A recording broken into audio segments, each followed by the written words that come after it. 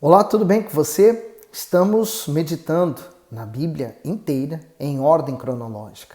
Hoje nós vamos ler Gálatas, capítulo 2, a carta do apóstolo Paulo aos Gálatas. Ele que passou com Barnabé evangelizando toda aquela área dos gentios e agora ele envia uma carta porque estava acontecendo problemas.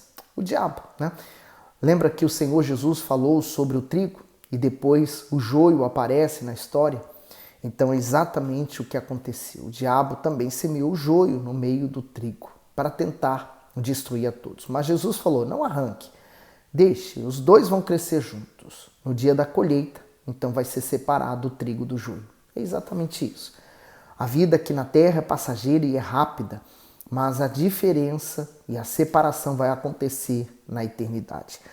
Vamos pedir, como sempre, antes de tudo, a orientação do Divino, do Deus Todo-Poderoso. E eu peço que você dê o seu gosto, partilhe esse vídeo, como sempre, para que nos ajude a espalhar o Evangelho do nosso Senhor Jesus. Meu Deus, essa é a luz que precisamos para nos manter de pé nesse mundo de tamanha escuridão. O Senhor é a luz que ilumina o nosso ser. Por isso peço, em o nome de Jesus, que o Senhor nos abençoe com essa meditação, nessa palavra de hoje. Amém. Gálatas 2:1. Depois, passados 14 anos, subi outra vez a Jerusalém com Barnabé, levando também comigo Tito, e subi por uma revelação, e lhes expus o evangelho que prego entre os gentios e particularmente aos que estavam em estima, para que de maneira alguma não concorresse ou não tivesse corrido em vão.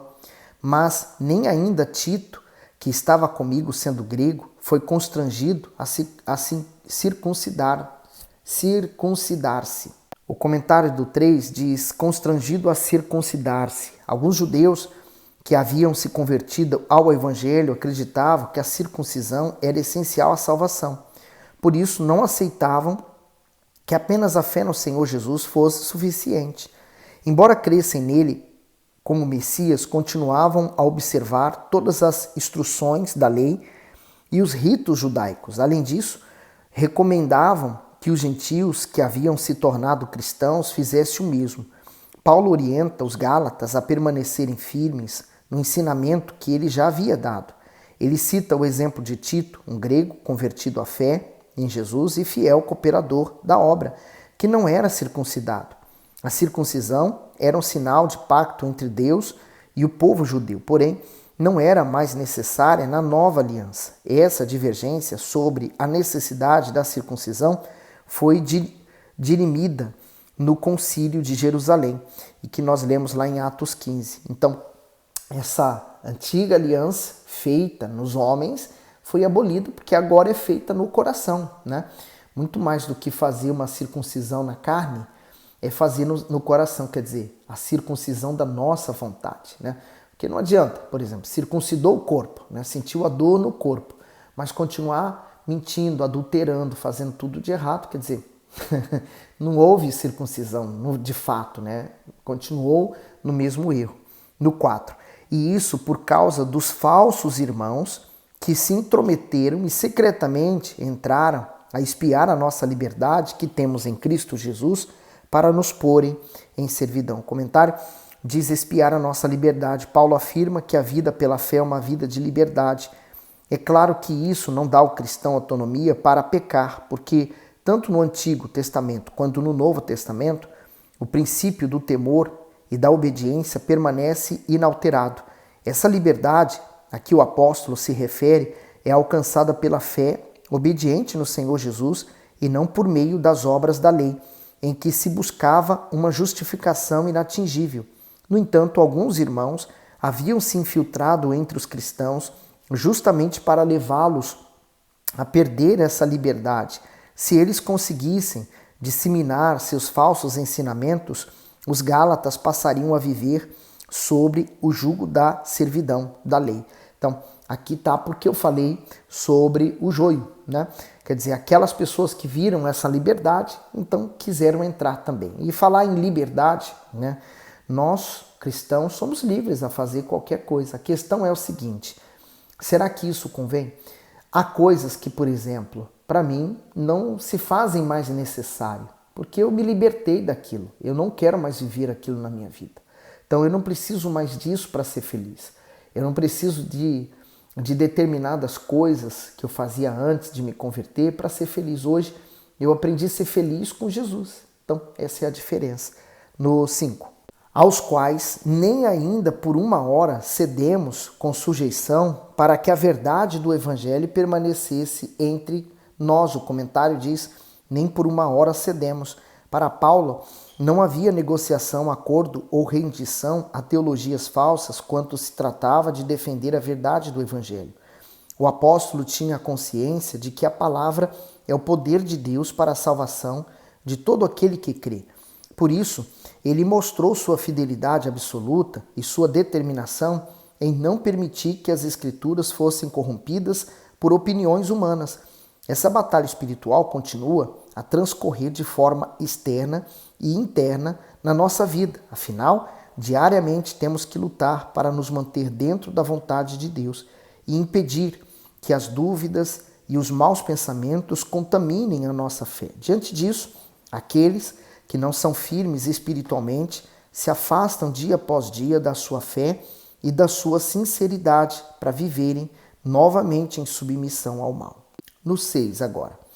E quanto àqueles que pareciam ser alguma coisa, quais tenham sido noutro tempo, não se me dá, Deus não aceita a aparência do homem. Esses, digo, que pareciam ser alguma coisa, nada me comunicaram. O comentário diz assim, Deus não aceita a aparência. A avaliação do Altíssimo não atenta para o que o homem demonstra exteriormente, mas para a sinceridade que há no seu íntimo. Ele não tem predileção por ninguém, antes considera a fé que cada um apresenta nele.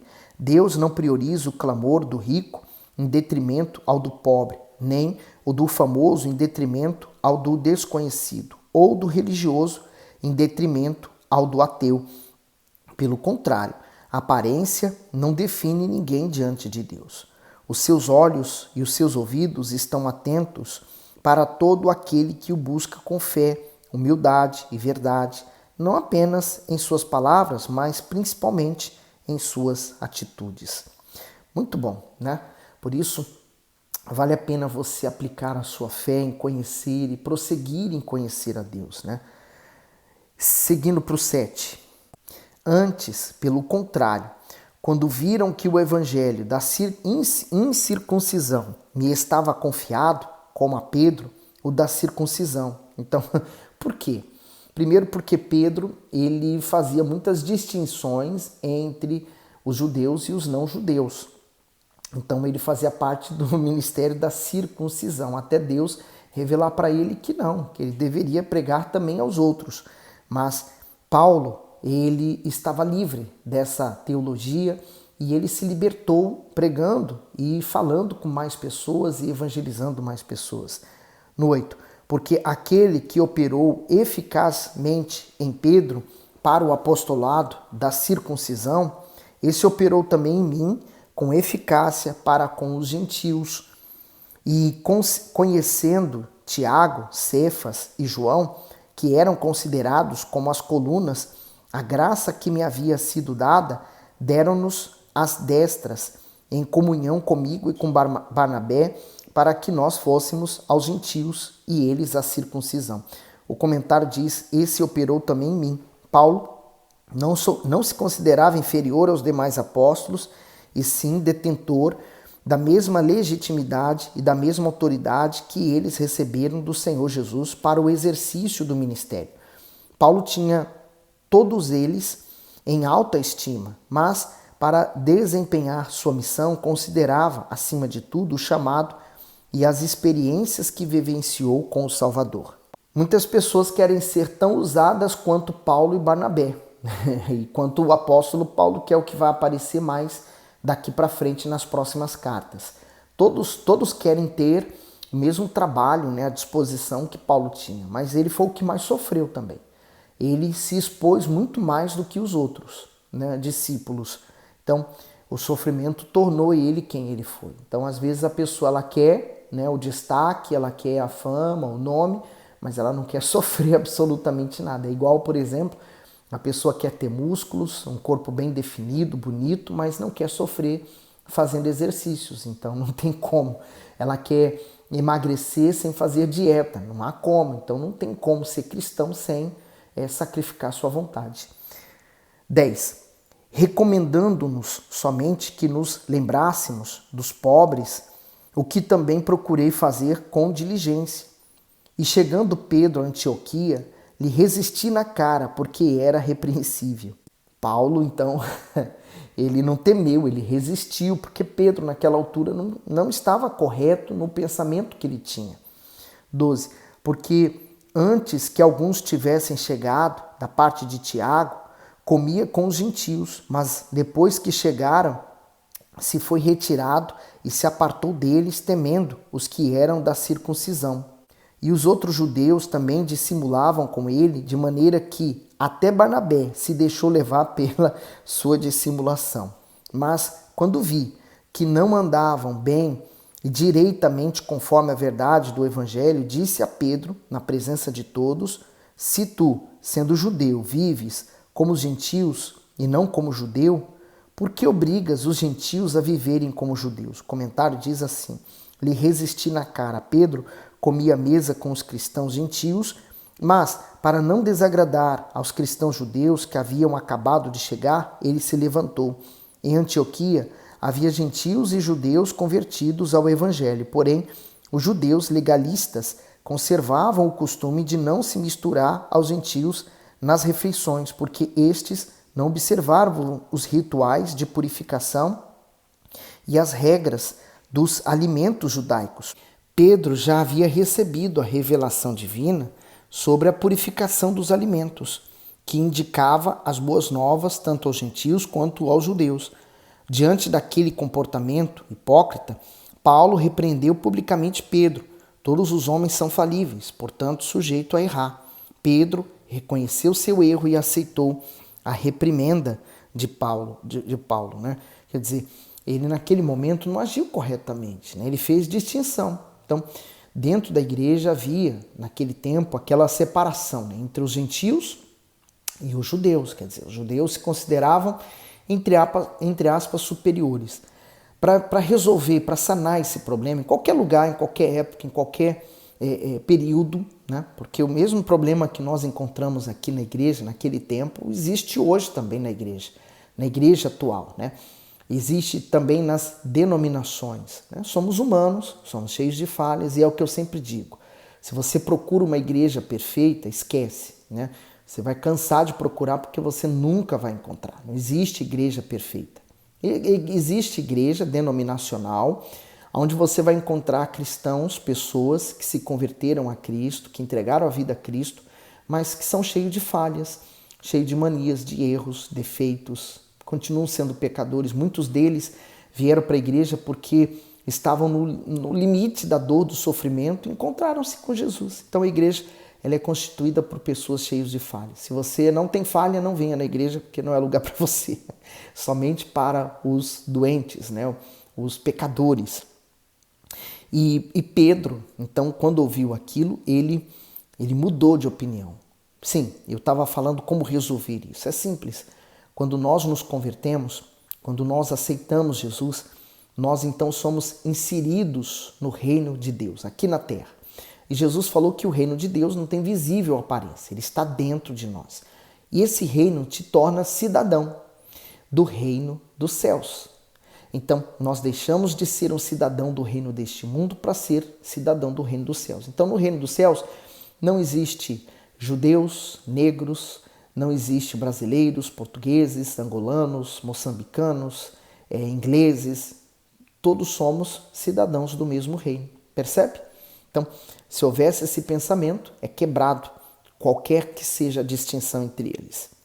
15. Nós somos judeus por natureza e não pecadores dentre os gentios. O comentário diz assim: e não pecadores dentre os gentios. Ao longo da história, os judeus desfrutavam de alguns privilégios. Por exemplo, eles receberam a revelação de Deus por meio dos patriarcas. Foram escolhidos para erguer o templo e, sobretudo, foram honrados por pertencerem à nação de onde viria o Messias. Por causa disso, muitos eram extremamente orgulhosos, julgavam-se superiores por se considerarem povo eleito. Porém, Paulo concluiu que tanto os judeus quanto os gentios dependiam da fé no Senhor Jesus para serem justificados. Portanto, se nem mesmo os judeus deveriam se apoiar na lei para serem salvos, tampouco os gálatas deveriam se apoiar nela e desprezar o evangelho. Então aqui está a distinção, né? Não podemos nos apoiar nas condições humanas, mas nas condições que Deus nos dá. 16 agora. Sabendo que o homem não é justificado pelas obras da lei, mas pela fé em Jesus Cristo. Temos também crido em Cristo Jesus, para sermos justificados pela fé em Cristo, e não pelas obras da lei, porquanto pelas obras da lei nenhuma carne será justificada. Comentário: justificado pela fé. Em toda a Bíblia vemos o quanto o Altíssimo é justo e age com a mais perfeita justiça. Por isso Adão foi criado perfeito para poder se relacionar com ele. Mas com a desobediência, o primeiro homem se tornou pecador e desde então toda a humanidade passou a dever para a justiça de Deus. O sistema de sacrifício no Antigo Testamento serviu para expiar os pecadores temporariamente até que fossem substituídos pela morte sacrificial do Senhor Jesus. Somente Ele, que cumpriu toda a lei, pode providenciar perdão e justificação àqueles que se arrependem, ao dizer que a salvação só vem pela fé. Paulo enfatiza que a fé obediente ao Senhor é a única forma de um homem ser declarado justo diante do justo juiz. Quem tentar usar qualquer outro meio para ser salvo será condenado na eternidade. Por isso, era uma insensatez dos Gálatas desprezarem a fé e o Evangelho e se apoiarem na lei e em si mesmos para serem salvos. Por isso nós aceitamos o Senhor Jesus pela fé, sim, mas esse aceitar também leva-se uma transformação, uma mudança radical na nossa vida, no estilo de vida, né? Porque não existe, eu aceitei Jesus, agora eu tenho Ele comigo, e você continua mentindo, adulterando, roubando, falando mal dos outros. Não houve mudança. Continua assim o mesmo. A parte B diz: não pelas obras da lei. Quando uma pessoa condenada por um delito cumpre sua pena, passa a estar isenta da culpa. Dessa forma, por não dever mais a lei, entende-se que ela está justificada. Por isso, não pode ser cobrada por mais nada. No entanto, com respeito à vida espiritual, apenas uma vida correta ou aprovação diante dos homens não consegue promover a justiça divina. Isto é, por mais que o ser humano se esforce para produzir boas obras, por si mesmo não conseguirá se tornar justo diante do Senhor.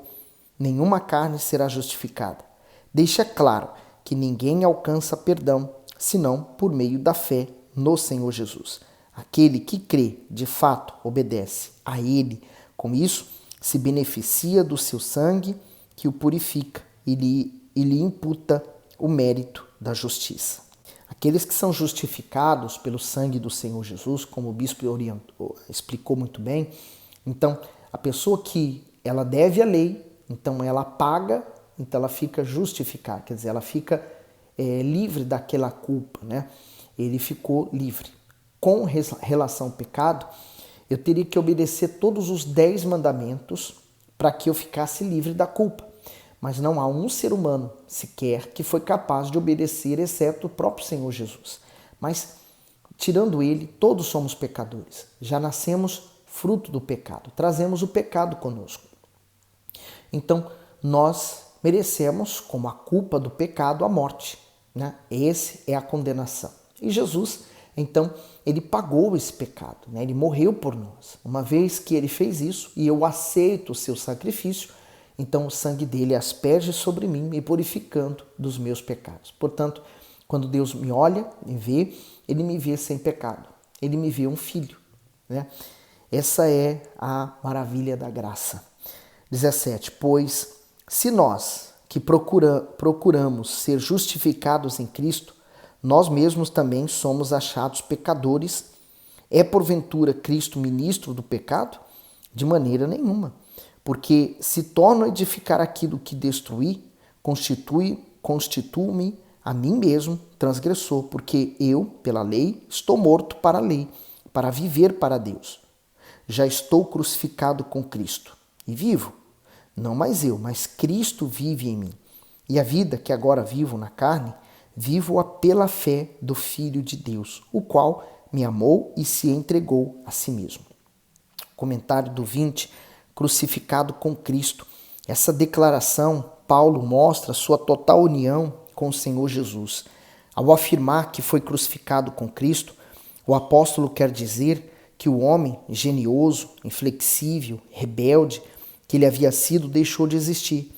Essa crucificação não foi física, mas sim espiritual, e simboliza a morte para os desejos pecaminosos da velha natureza. Que perfeito, né? Ele falou, já estou crucificado com Cristo. Quer dizer, aquela velha criatura, como o bispo falou, já não vive mais. Mas por quê? Porque agora quem vive nele é Cristo, o Espírito de Cristo. A parte B do versículo diz, vivo-a pela fé. O valor e a beleza da fé estão em tudo aquilo que ela pode proporcionar ao ser humano, inclusive a vida eterna. Isso só é possível porque pela fé se alcança um tesouro de valor incalculável, a justificação. Isso significa que o pecador que se arrepende é perdoado e declarado justo diante de Deus. Não é por justiça própria ou por obras que o homem obtém tamanho benefício, e sim somente pela fé que o leva a se submeter ao Senhor Jesus. Então, uma vida pela fé. Viver pela fé é você viver em obediência. Por exemplo, o que tirou Adão do paraíso, né? Ele foi expulso, foi a desobediência. Então, o que nos leva de volta àquela vida de comunhão com Deus? A obediência. Eu sei que não é possível trazer o paraíso de volta ao mundo, porque o mundo está corrompido, mas dentro de mim é possível. Eu não posso mudar o mundo exterior, mas eu posso mudar o meu mundo. 21. Não aniquilo a graça de Deus, porque se a justiça provém da lei, segue-se que Cristo morreu em vão. O comentário final, Cristo morreu em vão. O fundamento da salvação é que ela não provém de mérito próprio, ou seja, da prática das boas obras. Se fosse assim, bastava ao homem ter boas atitudes para ser salvo, e Deus evitaria todo o martírio e a morte do seu filho. A beleza da salvação está na sua gratuidade, quer dizer, todas as pessoas podem alcançá-la. A vida eterna é conquistada pela graça, porém, muitas pessoas pensam que tanto as promessas quanto a salvação podem ser obtidas sem custo ou sacrifício pelo simples fato de a conta do pecado da humanidade já ter sido paga pelo sangue do Senhor Jesus. No entanto, podemos dizer que a graça também tem o seu preço, ou seja, ela exige que aqueles que creem se submetam resolutamente ao Senhor Jesus, vivam sobre o seu jugo, seus mandamentos, e renunciem às iniquidades. A graça oferecida pelo Altíssimo não é como mercadoria barata encontrada em todo lugar. Pelo contrário, custou a vida preciosa do seu Filho. Por isso, Deus concede sua graça somente a quem reconhece o seu valor e entrega toda a sua vida a Ele como prova de sua fé. Uma das maiores dificuldades que nós vemos hoje nas pessoas é pensar, porque elas vivem o aqui e o agora, né? Eu quero isso, então eu vou ter, eu quero aquilo, então vou fazer. Então elas vivem o aqui e o agora, o momento. E elas esquecem de pensar no futuro, no amanhã. Como o Senhor Jesus falou, né? Ninguém vai construir uma casa sem antes planejar, né? Pensar o que vai gastar, o que vai fazer para a obra não ficar parada no meio. Assim tem muitos cristãos hoje, que vieram para a igreja, aceitaram até se batizar nas águas, mas pararam por ali, uma construção inacabada, porque elas só pensaram no aqui e agora. Ou vieram apenas com o objetivo de resolver um problema momentâneo e elas não buscaram desenvolver a sua fé. Minha amiga, meu amigo, busque a Deus, porque Tudo passa nessa vida, mas a salvação é o primordial. E você, está salvo? Está salva? Você tem certeza da sua salvação? Se não tem, você deve buscar com toda a sua fé, porque foi para isso que o Senhor Jesus veio, para nos perdoar dos nossos pecados, nos libertar deles, tá bom? Que Deus abençoe você continuamente.